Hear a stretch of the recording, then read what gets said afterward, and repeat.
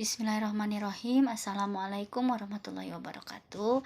Nama Ibu Lina Susanti akan menceritakan tentang sebuah cerita yang berjudul Ciung Wanara dari Tatar Pasundan.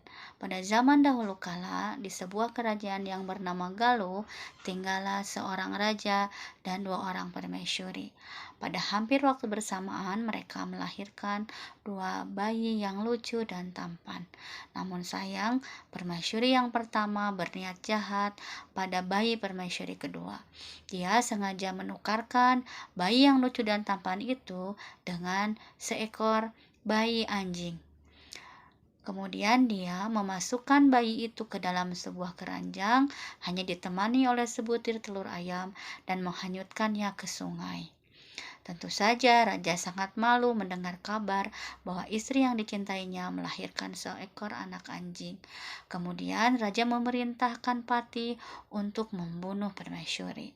Patih tahu permaisuri tidak bersalah, namun dia tidak cukup bukti kepada sang raja. Akhirnya, sang Patih membawa permaisuri kedua ke sebuah hutan dan membuatkan sebuah rumah di sana. Sebagai gantinya, sang Patih melumuri pedangnya dengan darah hewan sebagai bukti kepada raja bahwa dia telah membunuh permaisuri. Pada saat bersamaan di tempat yang berbeda, seorang nenek dan kakek yang menemukan sebuah keranjang yang berisi bayi dan sebutir telur ayam. Mereka sepakat untuk merawat dan mengangkat bayi itu sebagai anak dan memberi nama Ciung Wanara. Konon katanya nama Ciung Wanara itu karena mereka melihat seekor monyet yang aneh dan seekor burung pada saat menemukan bayi itu. Dalam daerah itu, Wanara berarti monyet dan Ciung berarti burung. Kemudian dalam pengasuhan nenek dan kakeknya, tumbuhlah pemuda itu menjadi seorang pemuda yang gagah dan perkasa. Dia ditemani oleh seekor ayam yang sakti.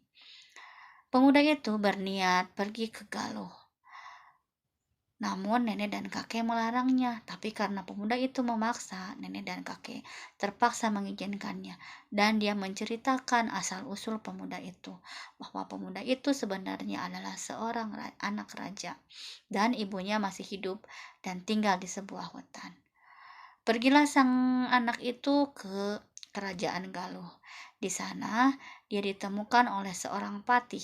Sejak saat itu, kesaktian pemuda dan ayamnya menjadi buah bibir. Raja penasaran, dia mengundangnya dan ingin bertarung dengan ayamnya. Tapi Ciung Wanara memberikan syarat, kalau dia menang, dia harus memberikan setengah Raja Galuh untuknya. Raja pun setuju. Kemudian raja berbesar hati memberikan setengah kerajaannya karena Ciung Wanara berhasil menang. Setelah memerintah di kerajaan Galuh, Ciung Wanara menjemput ibunya dan dia menceritakan bahwa semua terjadi karena perbuatan permaisuri yang pertama. Dan permaisuri yang pertama pun ditangkap dan dimasukkan ke dalam penjara. Demikianlah kisah ini, hikmahnya adalah perbuatan buruk suatu saat pasti akan terungkap dan perbuatan baik akan kembali kepada dirinya sendiri. Terima kasih. Assalamualaikum warahmatullahi wabarakatuh.